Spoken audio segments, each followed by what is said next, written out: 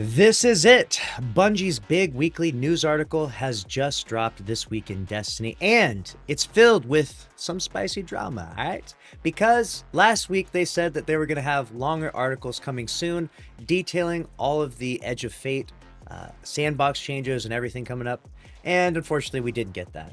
But we do have some other interesting tidbits in here, so we'll jump through it real quick here. We got the Ghosts of the Deep in Ride of the Nine. Look at these sexy weapons. If you haven't yet, make sure to get to farming. We are carrying people on the live stream, so come by the live stream and we'll get you some of these weapons here, especially that SMG. All right, we got Heal Clip, Incandescent.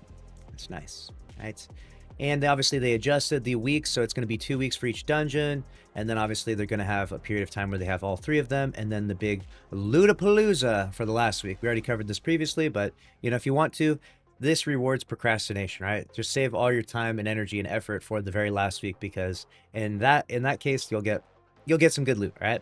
But I digress. Let's move on to the next part. We got Gotta Move Fast. Now this was controversial because Bungie knows nothing about speedrunning, and they decided to hold a speedrunning contest in regards to the dungeon. So let's read through this here. Last week, we saw a fire team set a great speedrun, part-time for Ultimatum Spire of the Watcher, as well as a Guardian completing the activity solo and flawlessly. When seeing these awesome achievements, we thought it could be fun to issue a small challenge. You know how we feature movies, artists, and fashion in the TWIDs? How about we shine the spotlight on our speedrunning community? The response was fun, and we are very happy that so many teams pushed themselves to beat the mark. Congratulations to everyone that was a part of it. So, sounds all good and happy. Right after we announced that we thought that was a small and simple challenge, we got many questions about what's allowed, what's not, how the emblem will be rewarded, and when, and many others. We want to come up with a very clear Bungie speedrun challenge format with set rules for everyone to follow that's fair and fun. We have started brainstorming on the future opportunities after the Edge of Fate launches. Stay tuned. So, that was their goofy way of saying they have absolutely no clue what they're doing in regards to speedrunning, and they issued a speedrunner challenge. So what happened? What was the big drama? Right now, if you load into Spire, you obviously go through encounter to encounter, but one thing that you can do in Destiny 2 is have two people stay in the first encounter or the entrance on Spire and have one person run all the way to the next one, okay? This saves a massive amount of time. This is not actually like working outside of intentional mechanics and stuff like that. Some people would say that, you know, using out of bounds is not allowed, and sometimes you can do this without using out of bounds. So there's really, you know, there's a gray area here when it comes to speedrunning, and usually they have like speedrunning categories where you have to do it, you have to play it all by the rules, and then they have kind of like the crazy, like go out of bounds and do all that stuff. And so there's usually two categories, and that way you can have, you know, the out of bounds ones are going to have like crazy speed run times, and then the play by the rules ones tends to be a little more boring because you kind of get everyone landing at the same time with like a 1 second time difference being, you know, the deciding factor type of thing. But let me know which speedrunning style you think Bungie should go with. I'm sure they're going to pick, you know, the left one. I'm sure they'll pick the one where you have to just kind of go through it slowly. But a lot of people that in the speedrunning community, of course, they enjoy going out of bounds, pushing the limits, clearing the activity as fast as possible, and they denied people that were doing this in this challenge. They said that you have to go within the bounds. You can't go out of bounds at any point in time when doing the speedrunner challenge. So they issued the challenge. They didn't have any rules set in place for it, and then they denied people their entries because they went out of bounds. So it was a bit of a spectacle. You know, the speedrunning community, they're trying to be nice though. You know, they can be a little toxic at times, but they're trying to be nice because they're enjoying Bungie giving them a little bit of a spotlight, and they don't want to just completely shit on Bungie the first time they issue a challenge like this, because obviously this is cool. This is cool. I hope Bungie continues to push this. I just hope that they actually like take some time to learn what the speedrun community wants.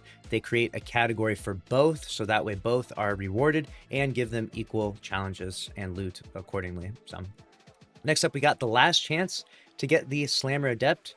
All right, let's see what we got here. It's that time of the year where weapons who have been around the longest step away and leave the room for those that are yet to come. Wow, if the Slammer is leaving, this is like the fastest movement heavy weapon, and you should make sure to get one before it's gone. This week is the last one in rotation for the Slammer Adept. Wow. The Stasis Legendary Sword earned in Nightfalls that many of you know for having Eager Edge and Cool Steel. I think it's Cold Steel. That's funny though. As signature perks. If you don't have Adept already, your time is almost up. Make it count. Remember, all Nightfall weapons can be focused in the tower with Zavala. If you're looking for a fun stasis sword, I don't think they should take this weapon out of rotation just because it is currently the best movement tech, but they are taking it out, so the FOMO is there. Make sure you get your Slammer sword. I'm sure there'll probably be one in Edge of Fate that's even better, but for now, you know, make sure you got it. We got a wizard is never late, nor are they early. Okay, Festival of the Lost. 2024 was the year of the wizard. The community came together to vote for themed wizard ornament sets. I'm still mad about this because you didn't choose Evil Wizard for Titans. They're called by most of the community the Good Wizards and Evil Wizard sets, and the results of that vote were clear: Evil Warlocks and Hunters, but good Titans. I'll never forgive the Titans for this one, for this transgression. If you have checked the Eververse store this week, you may have noticed that the other 3 sets, the runner-ups, are now available for Bright Dust. Have you finished the seasonal challenges yet? And Silver, gotcha. Let's list them by their proper names to make things more official, shall we? Gotcha. Cryptic Magus set. Okay, there it is. If you're interested, they're available for you there, and you can go snag them in the Eververse store. And then we got the list of known issues. Of course, there's always crazy stuff going. You know, crystals made by Rhyme Coat Raiment, exotic chests don't reliably grant Devour while Feet of the Void is equipped. Okay. How does this stuff just randomly break, right? The champ title has lost its gilded Why did the champ title just lose its... The spaghetti code of this game is hilarious to me sometimes. Enhanced recycled energy grants no energy back. Ha! Literally, if you enhance recycled energy, you just get no... Sometimes I'd read through these known issues and I think to myself, man, this game is really... How is this game even put together? When speaking to a vendor, you can hear the ambient dialogue. They already covered that one in previous ones. You can hear like multiple voices and stuff. Oh yeah, the Drowning Labyrinth quests are still bugged. Still? Sometimes in the Derealized exotic mission, the Taken Relic can drop below the surface. Jeez. When damaging Shrieker bosses in Sundered Doctrine, players receive critical damage feedback, but damage is actually regular base damage. Got you. I think that's right. Okay, man. That's too funny. The issues in this game. We got Artist of the Week. Nice. Very nice. Very nice. And then we got the Movie of the Week. And that's it. Another TWID is over. Let us know how the Ghost of the Deep runs go this week and share your thoughts on which roles everyone should be pursuing.